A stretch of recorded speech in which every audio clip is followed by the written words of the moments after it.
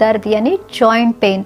अब देखिए, जोड़ों में दर्द बहुत अलग अलग कारणों की वजह से हो सकता है, जैसे सिर्फ उम्र के हिसाब से भी ये हो सकता है, यानी जोड़ों में डिजनरेशन है तो उसके कारण भी ये दर्द हो सकता है। इसे ऑस्टियोआर्थराइटिस कहा जाता है, या फिर रूमेटॉइड अर्थराइटिस है, या फिर अगर किसी को कोई चोट लगी है और चोट के कारण कोई लिगामेंटल इंजुरी है और उसके कारण अगर आपको दर्द रहता है तो ये भी एक कारण हो सकता है।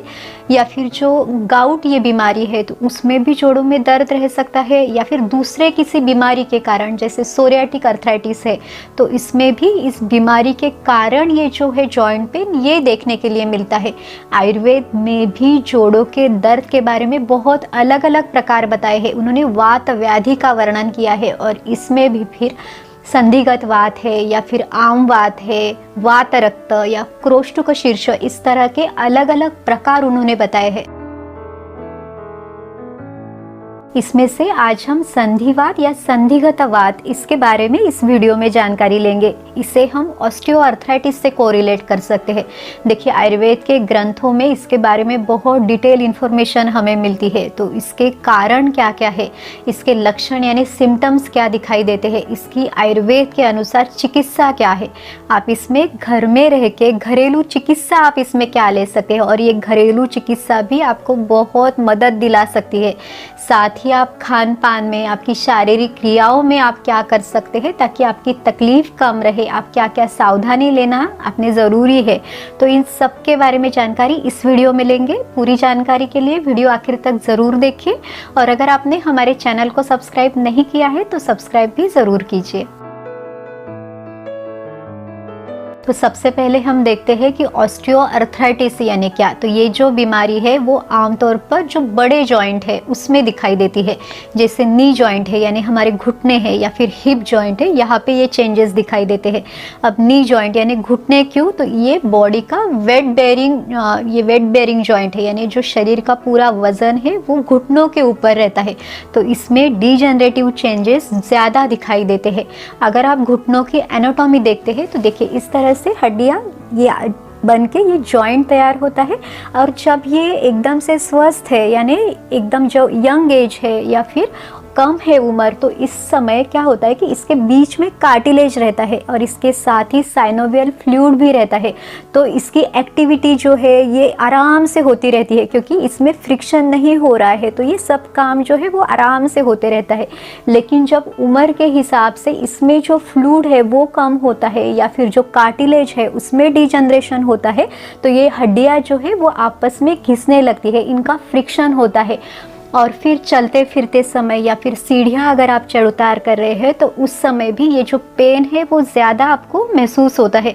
और फिर अगर कभी ज़्यादा चलना फिरना हुआ तो स्वेलिंग भी आ सकती है, और इससे ही ऑस्टियोआर्थराइटिस कहा जाता है। इसके भी बहुत सारे कारण हैं, उसके बारे में भी हम आगे देखेंगे। आयुर्वेद में जो संधिवात या संधिगत वात बताया है उसे हम ऑस्टियोआर्थराइटिस से कोरिलेट कर सकते हैं। तो सबसे पहले देखते हैं कि इस संधिगत वात का मतलब क्या है। तो इसी शब्द में ही इसका अर्थ छुपा हुआ है, संधिगत वात। संधि यानी जोड़, जॉइंट, संधिगत वात यानी जो जोड़ है या जो जॉइंट है उसमें वायु का, वात दोष का बढ़ना।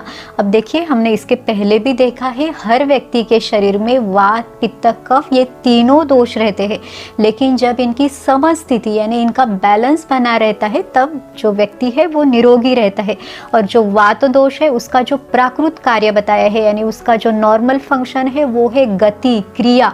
तो फिर चाहे वो हमारा चलना फिरना है, बात करना है, जो जॉइंट की जो मूवमेंट है वो सब इस वात के कारण है।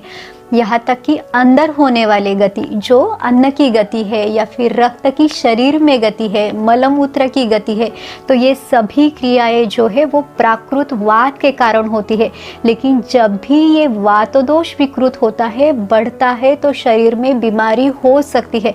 अब ये जानना ज़रूरी है कि इस वात के बढ़ने के पीछे क्या कारण हो सकता है। शरीर में वायु के यानी वात दोष के बढ़ने के अलग अलग कारण हो सकते हैं। तो इसमें उम्र के अनुसार भी जो अलग अलग है, जैसे बाल्यावस्था है या युवावस्था है या वृद्धावस्था है, इसमें भी दोषों का जो डोमिनेंस है वो अलग अलग रहता है।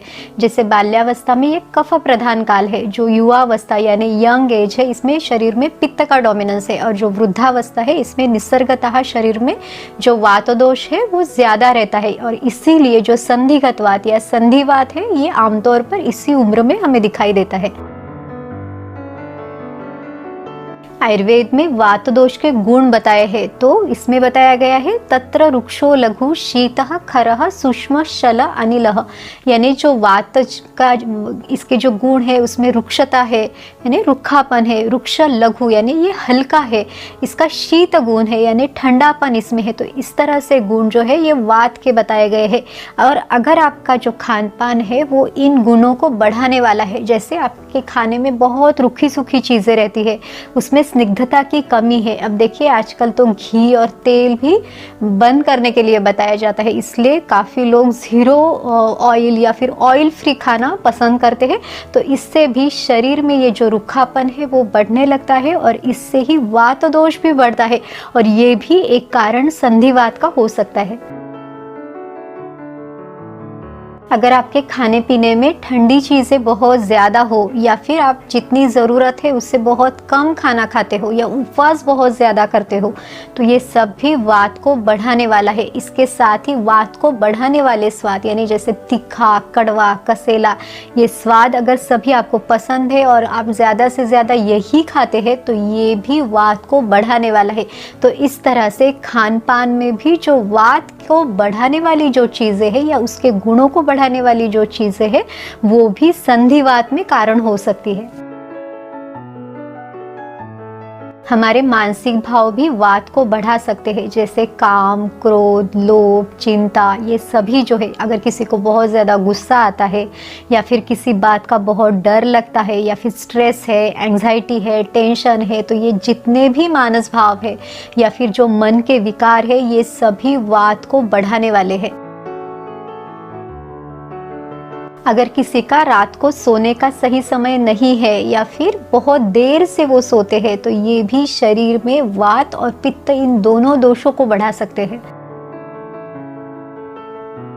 अगर आपको कभी जोड़ों में चोट लगी है, इसे ठीक होने में समय लगा है, और ठीक होते समय अगर आप वायु को बढ़ाने वाली चीज़ें अगर आपके खाने में ज़्यादा रखते हैं तो इससे भी ये जो वात दोष है ये प्रकोपित होता है, और इसके कारण ही फिर ये जो जोड़ों का दर्द या तकलीफ़ें बाद में भी हो सकती है। अगर किसी का वेट ज़्यादा है यानी ओबेसिटी है तो इसका असर भी घुटनों पे हो सकता है, यानी घुटने जो है वो वेट बेयरिंग जॉइंट है, तो वज़न अगर किसी का ज़्यादा है तो सीधा असर जो है इसका घुटने पे होगा, और फिर घुटनों में जो डिजनरेशन है वो भी जल्दी होगा, और इसी के कारण जो है बाद में तकलीफ़ें भी हो सकती है, दर्द रह सकता है, यहाँ तक कि सूजन भी रह सकती है।